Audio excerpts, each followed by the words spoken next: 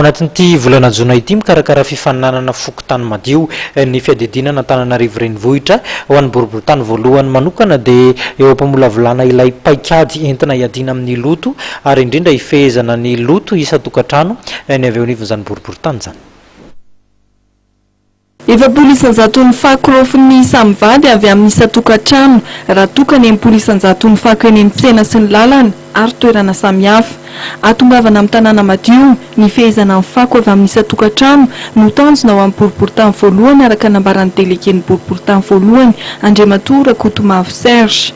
Raha tenan'izay olana izay nga mino fa eto ny tanàna Antananarivo mihitsy angamba ny olana anankiray dia raisitsika an-tsara mihitsy ilay resaka fako dia zao.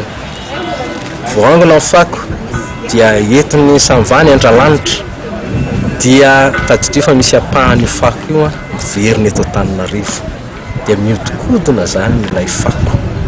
Miodikodina eo dia amin'izao vanim-potoana izay resantsika mifanala an'izao dia nametraka fanamby izay eto anivon'ny boriboritany voalohany araka amin'ilay fokotany dia ny hoe ny efapolo-isan-jato ny fako vokariny ny boriboritany voalohany dia zahanay ho foananay.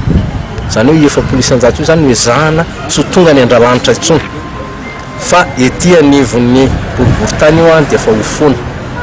Ka maro ny tetikady napetrakay momba an'izay dia ny hoe voalohany indrindra fifehezana ny fako avy any an-tokantrano.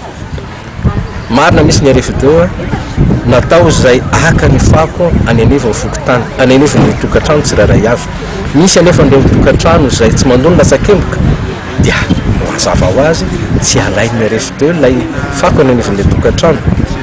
Dia ilay tokantrano indraindray tsy manaraka ny lera akory, tsy manaraka ny toromarika rehetrarehetra amin'ny fanariana amin'ny fako ka lasa miparitaka ilay fako. Amin'izao fotoana zany dia noezahanay hoe hojerena na mandoa na tsy mandoa latsa-kemboka ireo olona ireo dia hoezahan'ny RFD naka amin'ny fako satria matsy matoa izy tsy mandoa latsa-kemboka mety misy ny antony maromaro.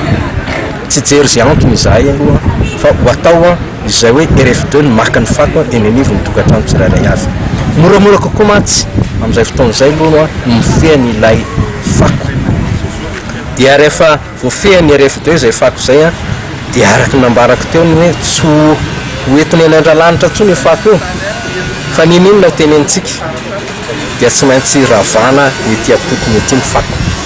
Ankoatra ny tetikasan'ny fanapotehana ny fako isa-tokantrano, anisan'ny ezaka tanterahan'ny boriboritany voalohany ihany koa ny fametrahana ny voamera momba fahadiovana izay anentana isaky ny fokotany. Ny hery velona rehetra ao amin'ny fokotany 420 ny tonga hiara-entana amin'ny fanentanana ho an'ny fahadiovana ao anatin'ny boriboritany voalohany.